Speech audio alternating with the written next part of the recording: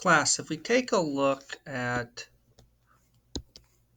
the Diels-Alder reaction that we looked at the very beginning, I mentioned briefly that this reaction rate is really, really slow and has a really bad yield. But if we put substituents on the diene, we can make it go faster. And what we have on the right side of the slide here are those substituents. What type of substituents that we add to the diene are called electron donating groups. And I write it like that, electron donating groups.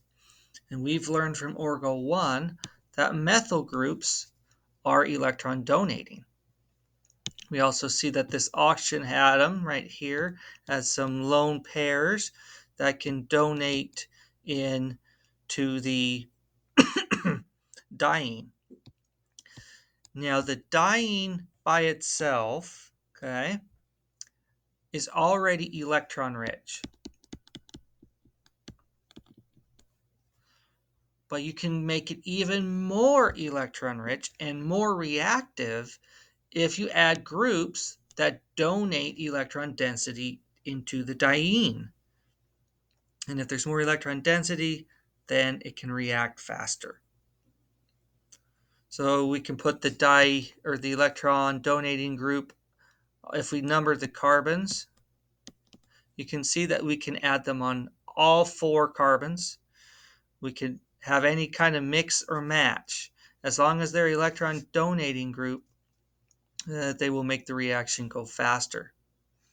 Now for the dienophile, we can add a electron withdrawing group.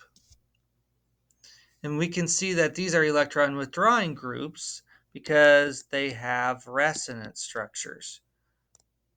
Okay, so look at this guy right here.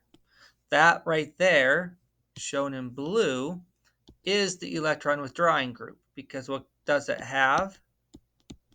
It has a resonance structure that looks like this.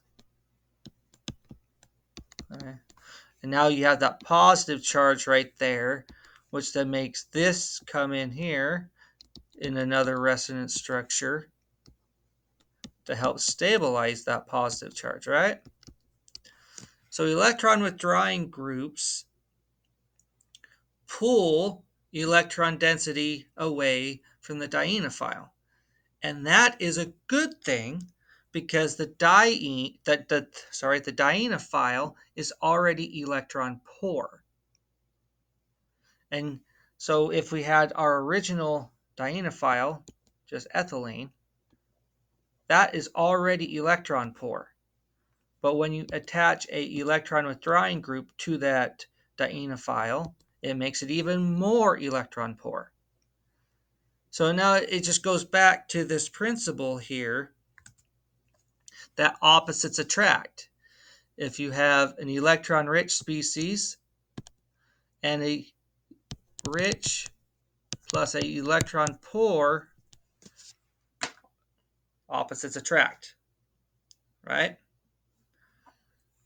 So if we can make this guy really electron-rich and this guy really, really electron-poor, then they're going to be attracted even with a greater force. So that's what's happening when we attach these electron withdrawing groups on the dienophile and an electron and an electron donating group to the diene. Okay. Now in this slide right here, I want to show you an example of that.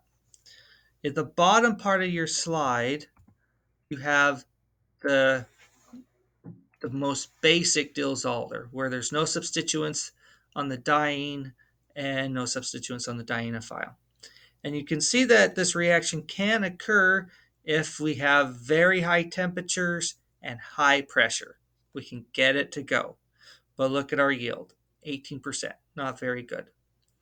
But if we tacked on 2 electron donating groups onto the dyeing, look at what happens. We can use a lower temperature. We don't have to use a high pressure. And look at our yield. 60%. Isn't that crazy? So we can get that to go really, really fast.